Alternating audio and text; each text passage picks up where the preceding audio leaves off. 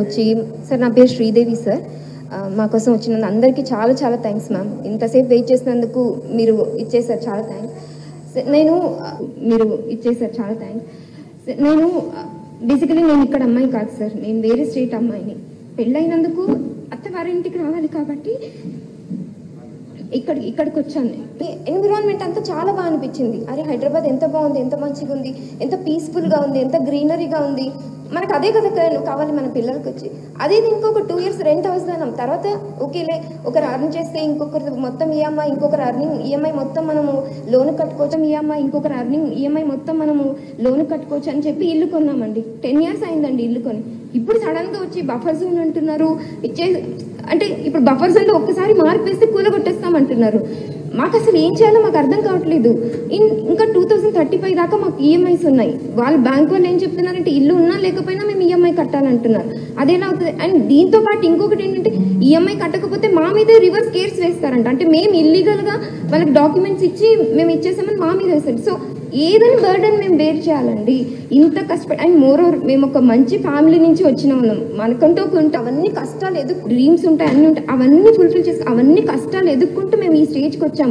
మా పిల్లలకు చెప్తున్నాం, మేము ఈ స్టేజ్కి ఉన్నాం నాన్న, మీరు నెక్స్ట్ స్టేజ్కి వెళ్ళండి, తర్వాత మీ దగ్గర ఉన్నవి సహాయపడండి. కొంతమందికి మనం ఉంది, చాలా మన దగ్గర ఉంది. అంతవరకు వచ్చి ఇప్పుడు సడన్గా ఇలా అన్నీ చెప్తే చాలా బాధగా ఉందండి. డెవలప్మెంట్ చేయండి, మేము ఎవ్వరికి అగేన్స్ట్ కాదు, డెవలప్మెంట్ చేయండి, but not at the cost of మా జీవితాలు పోయి డెవలప్మెంట్ చేయడం అంటే చాలా కష్టం కదండి. ఇప్పుడు ఆ లోన్స్ అని నిజంగా లోన్స్ తలుచుకుంటుంటే నైట్ పడుకుంటే మార్నింగ్ లేసి చిన్న పిల్లలండి, నాకు భయంగా ఉందండి. చిన్న పిల్లలండి, నాకు ఇంత చిన్న పిల్లలు ఉన్నారండి. Good morning sir, thank you sir. मेरा नाम मोहम्मद अयूब है सर. हम लोग यहाँ से विशाल नगर से आए थे, विशाल नगर कॉलोनी, हैदर शाह कोट, बडलागुड़ा जागीर. मोहम्मद अयूब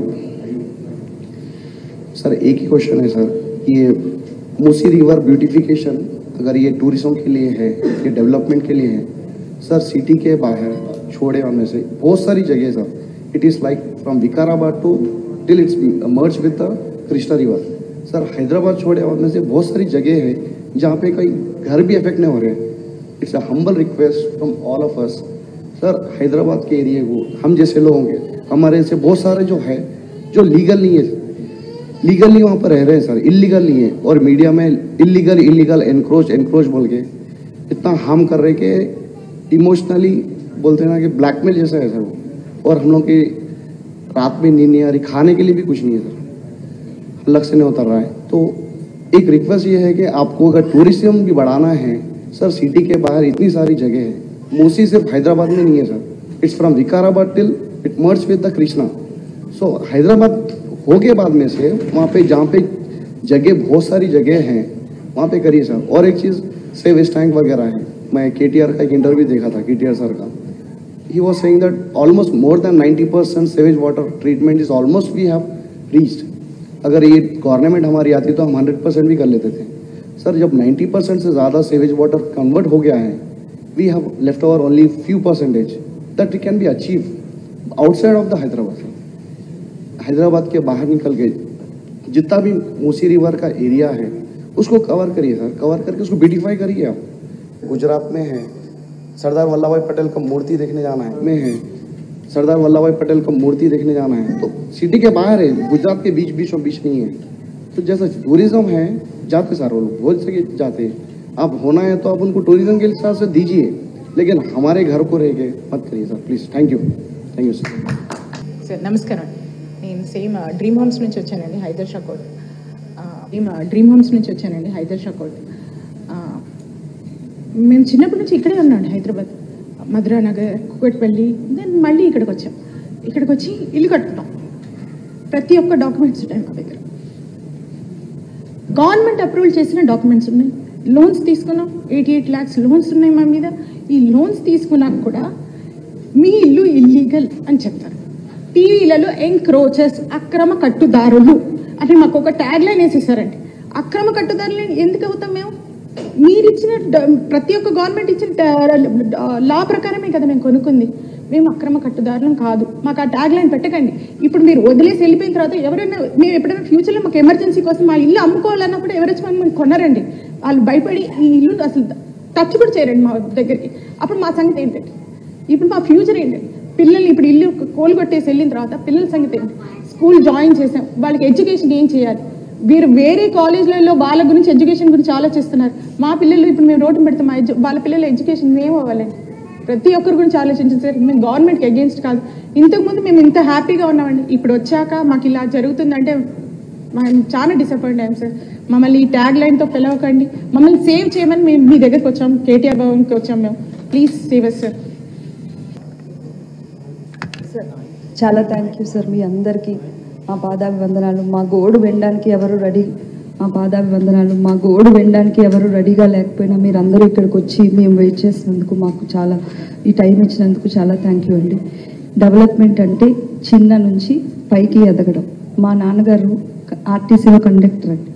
మా మామయ్య గారు రైల్వేలో చిన్న జాబ్ చేసుకుని మమ్మల్ని ఇంత చదివించి ఇప్పుడు ఈ పొజిషన్లో ఉన్నాం సార్. ఇప్పుడు ఇక్కడ నుంచి పైకి ఎదగాలనుకుంటారు కానీ పైనుంచి కిందకి తోస్తారని ఎవరు అనుకోలేదు సార్. ఇప్పుడు పైనుంచి కిందకి తోస్తున్నట్టే ఉంది సార్. ఇది డెవలప్మెంట్ కాదు సార్. కింద నుంచి పైకి డెవలప్మెంట్ సార్. పైనుంచి కిందకి తోస్తే ఇది డెవలప్మెంట్ కాదు సార్. ఇంతమంది కుటుంబాలని మేము ఉన్నాము, మీకు టెన్షన్ పడాల్సిన అవసరం, మీరు బాధపడకండి సార్. వాళ్ళందరూ ఉన్నారు, దిల్ టేక్ కేర్.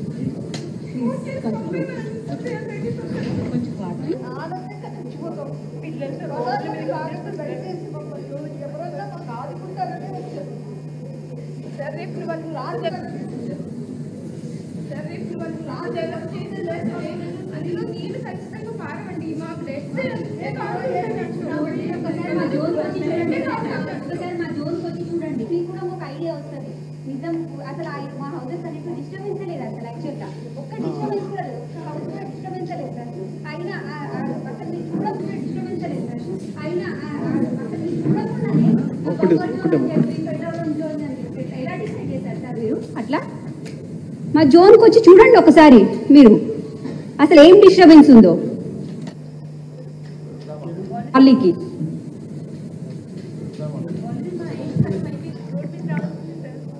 హరిశన్నరావు గారికి నమస్కారం సార్. ఇది మేము ఒక 2-3 months నుంచి సఫర్ అవుతున్నాం సార్. ఇంట్లో అందరూ సీనియర్ సిటిజన్స్ ఉంటే పోతున్నాం సార్. ఇంట్లో అందరూ సీనియర్ సిటిజన్స్ ఉంటే ఇంట్లో వాళ్ళు వచ్చి మార్కెట్ చేస్తాము, ఇదే ఉంది ఇదేందని పెట్టేస్తే భయభ్రాంతం గురయ్యాం.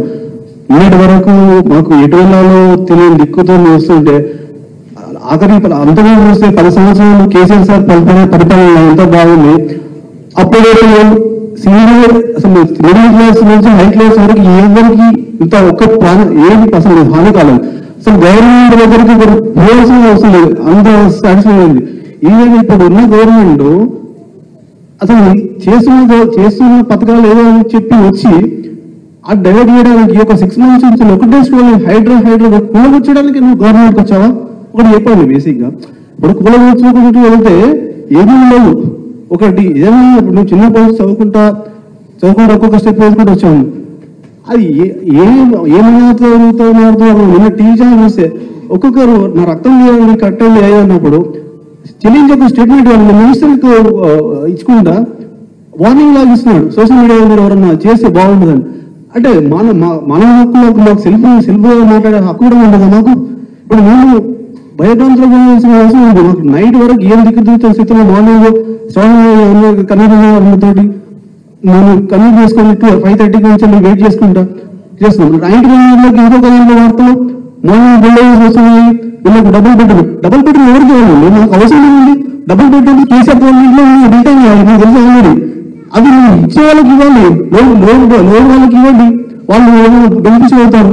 ఇప్పుడు మీరు ఎక్కడో లండన్కి వెళ్ళి ఆ లండన్ దగ్గర ఉన్న దాన్ని చూసి ఇక్కడ మీరు బ్యూటిఫికేషన్ అంటే అక్కడ ఉన్న వాటర్కి ఇక్కడ ఉన్న వాటర్కి మీకు సంబంధం ఉంటుందండి.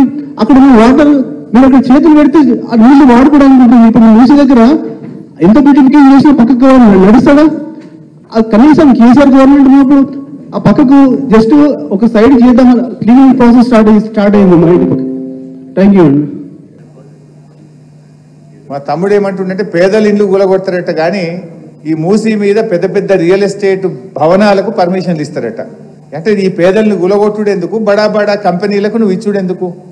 అంటే పేదల ప్రాణాలు తీసి నువ్వు కంపెనీలు కడతావా, నువ్వు రియల్ ఎస్టేట్ వ్యాపారం చేస్తావా?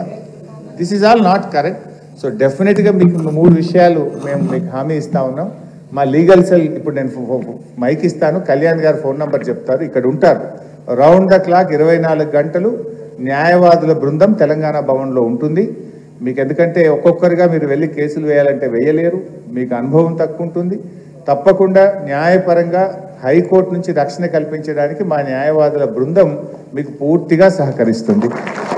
ఇక్కడే భవన్లోనే ఉంటారు, మీరు ఎవరైనా రావచ్చు, కలవచ్చు, మీరు పేపర్స్ ఇవ్వండి, మేమే మీ తరఫున న్యాయ పోరాటం చేసి మీకు రక్షణ కవచంగా మేము నిలబడతాం.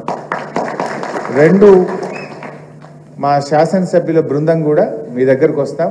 ఇలా కేటీఆర్ గారికి జ్వరం ఉంది బాగా, బట్ మా ఎమ్మెల్యేస్ టీం కూడా మీ దగ్గరకు వస్తాం, వచ్చి విజిట్ చేసి మీకు భరోసా కల్పించి ప్రభుత్వం మీద ఒత్తిడి పెంచేటువంటి ప్రయత్నం కూడా చేస్తాం. 3వది, ప్రభుత్వం కూడా ఇలాంటి నిర్ణయం కొన్ని వేలు, 1 ఇల్లు 2 ఇల్లు కాదు, వాళ్ళకు 10-12 వేలని బయలుదేరినారు, కానీ ఏ 20-25 వేల ఇల్లు ఉంటాయి అంటున్నారు. ఈవెన్ మూసీ లోపల ఉండేటువంటి వాళ్ళు కూడా ఈరోజు ఉదయం ఎవరో నాకు ఫోన్ చేశారు, మేము ఒక ఇంట్లో 3 కుటుంబాలు ఉంటాం సార్, వాడు ఒక డబుల్ బెడ్రూమ్ ఇస్తా అంటే మేము ఎట్లా బతుకుతాం సార్, మేము ఇక్కడ 3 కుటుంబాలు 3 రూమ్లు వేసుకొని బతుకుతున్నాం, ఇల్లుకు 1 ఇల్లు ఇస్తామంటే మరి మేము ఎట్లా బతకాలి అని చెప్పి అతను ఒక అబ్బాయి ఎవరో నాకు ఫోన్లో మాట్లాడుతూ ఉండే.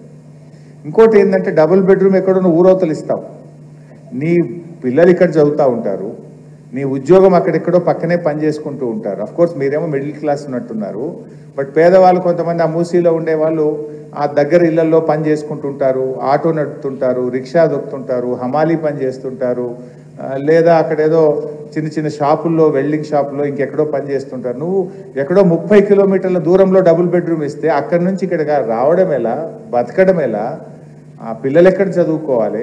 ఇవన్నీ ఆచరణ సాధ్యం కానటువంటివి, ప్రాక్టికల్గా నాట్ పాసిబుల్. అంటే ఇవన్నీ కూడా బతుకుదెరువు నువ్వు కూడా నడవాలి కదా. నువ్వు ఎక్కడో ఇల్లు తీసి పడేస్తా 30 కిలోమీటర్ల దూరం ఇల్లు ఇస్తా అంటే ఆయన బతికేలా నడవాలి? అక్కడ పని దొరుకుతుందా, అక్కడ ఉపాధి దొరుకుతుందా, అక్కడ కొత్తగా ఉద్యోగం దొరుకుతుందా? ప్రాక్టికల్గా అది ఎలా సాధ్యమవుతుంది? ఇవన్నీ కూడా ప్రభుత్వం ఆలోచించాల్సిన అవసరం ఉంది.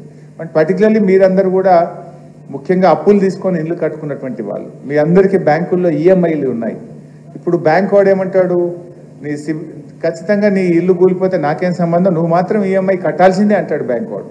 ఈఎంఐ ఎక్కడ కడతాము, కొత్తగా ఇల్లుకి ఎక్కడ కిరాయికి తీసుకుంటాము, పిల్లల ఫీజులు ఎక్కడ కడతాము, ఈ ఇల్లు ఎట్లా గడుస్తుంది? అసలు మొత్తం కుటుంబం కొలాప్స్ అవుతుంది. ఈ తుగ్లక్ పనుల వల్ల ఏమైందంటే మొత్తం జీవితం, ఒక కుటుంబం మొత్తం కొలాప్స్ అవుతుంది. జీవితం అనేది ఒక కళ, ప్రతి మనిషి కూడా తన జీవిత లక్ష్యంలో ఎన్నో కళలు కానీ ఒక్కొక్క రూపాయి ఖర్చు పెట్టి కాపాడుకొని కష్టపడి తన జీవితాన్ని నిర్మించుకుంటారు. ఈయన తుగ్లక్ చర్యల వల్ల ఒకే రోజు కొన్ని వేల జీవితాలను కుప్పగూల్చే విధంగా వ్యవహరిస్తూ ఉన్నాడు. డెఫినెట్గా మేము మీతో ఉంటాం, భయపడొద్దు.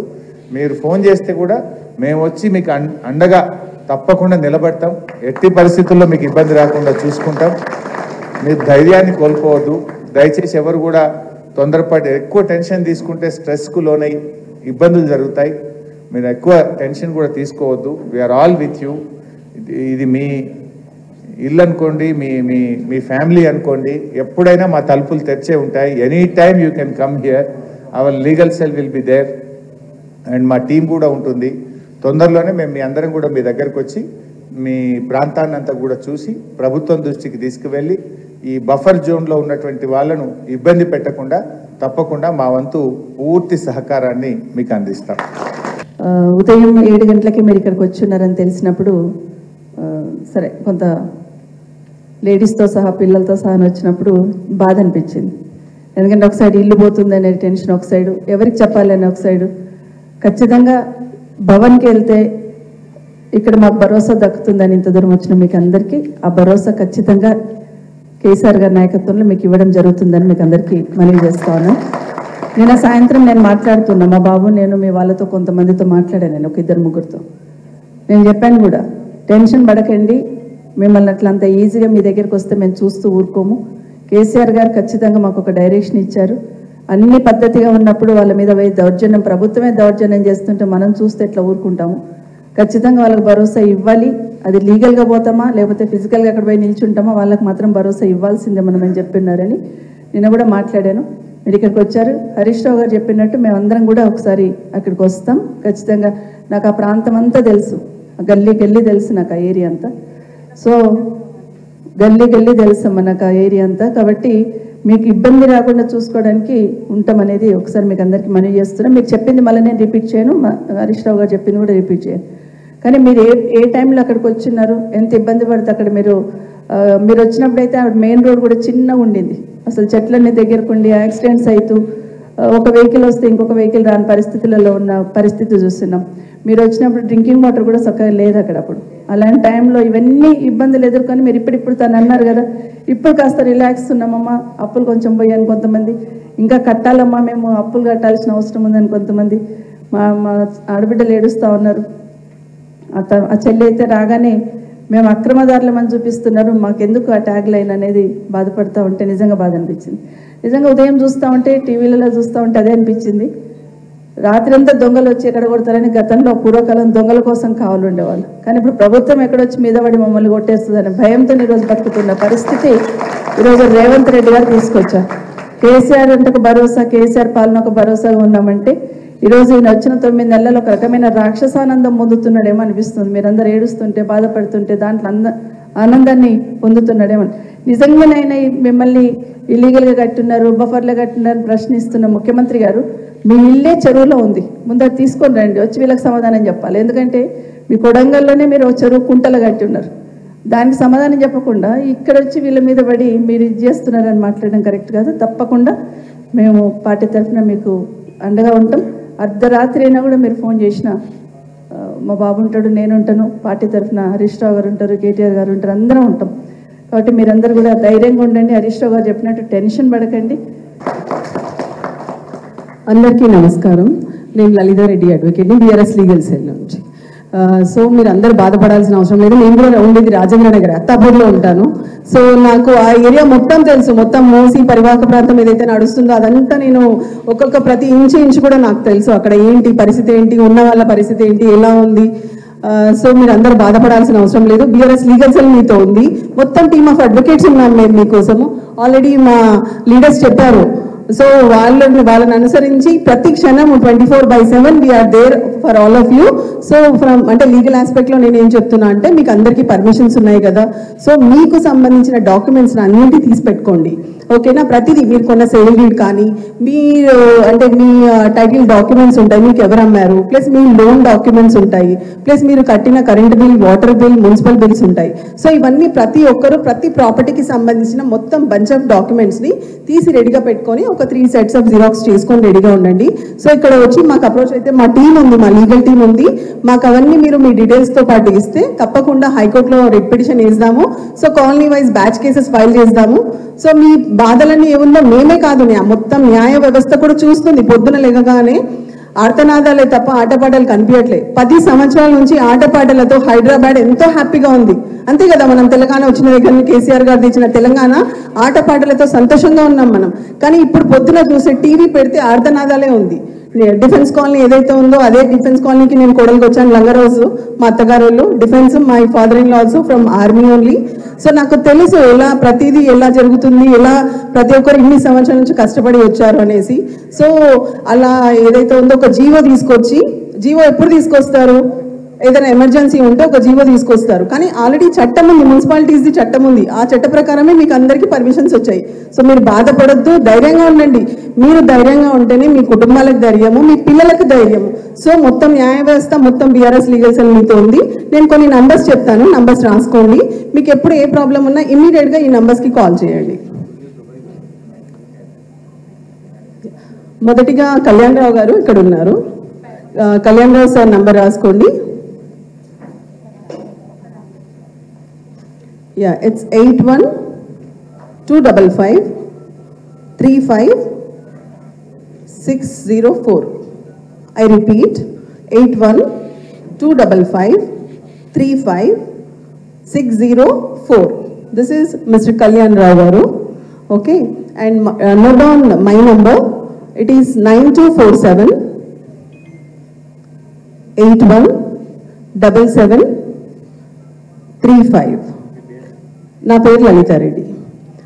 ఇంకొక నంబరు వేణుగోపాల్ గారు 9985507660. సో ఈ 3 నంబర్లు కాకుండా ఇంకా చాలా మంది ఉన్నారు. సో మాకు ఒక legal cell, BRS legal cell కూడా ఒక ఆథరైజ్డ్ నంబర్ ఉంది. ఇది జాగ్రత్తగా నోట్ చేసుకోండి అందరూ. యా, వేణుగారి నంబరా? ఓకే, వేణుగారి number 9985507660. I repeat, 9985507660. Mr. Venugopal Garu. And now I am going to give legal cell number. This is BRS legal cell number. Please kindly note. It is 8143726666. Again I repeat, it is 81437266 and 66. Okay, BRS legal cell number. నేను ఇప్పుడు మా కళ్యాణ్ రావు